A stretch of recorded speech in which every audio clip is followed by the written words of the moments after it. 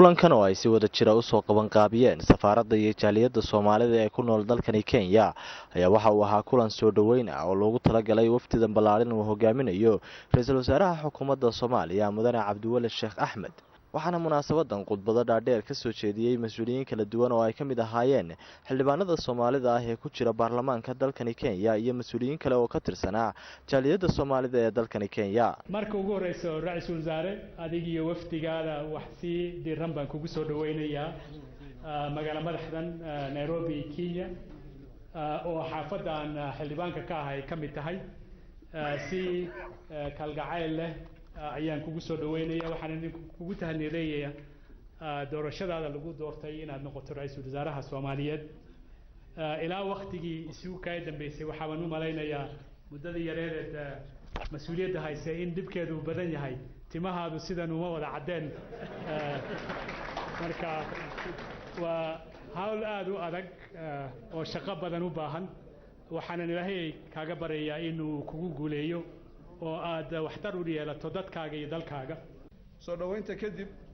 waxaan rabaa inaan kelmadeyda saddexaad ee ugu dambaysa ay noqoto inaan cabiro maxaan ku idhaahdaa dareenka shacbiga Soomaaliyeed meel walba uu joogo oo ah in waqtiga lagu jiro uu waqti aad u adag yahay dadaal badanna la idinka baahan yahay khaasatan ra'iisul wasaaraha iyo tiimkiisa dadaal badan looga baahan yahay wax weyn ummadda Soomaaliyeed ay ka filayaan جالب رئيس الوزراء حفلتان وكله تنكسي وين بالله مركي أد حلك اللي وريكتي أو برايم مينستر كأد نقطي وحا مركا أنو لين نهاي تدك هكا فديو إذل وادد كجعل وادد أباهنا أرجع هذا إني أركان كمان كن كلو بدن باجرو حافظة جوجو فرصة وهي سنة إمادة هكا intaasoo idin waxa weeye adigoo loogu dharagsan yahay inaad wax qaban karto intaasi kadib waxa iyaguna hadallo isugu jira xog waran iyo dardaaran u soo jeediyay jaaliyadda Soomaalida ee dalkani Kenya mas'uuliyiin ka tirsan wafdidan uu hogaaminayay ra'iisul wasaaruhu warfaafinta runtii waxa hoos yimaada marka warfaafinta laga tago tiyaatarka qaranka madbacadda wakaaladda filimada sidee u baaba'siin waa la socotiin bulshadana waxa loo baahan in la jiheeyo oo dhinaca fanka xataa loo jiheeyo tiyaatarka dib loo dhiso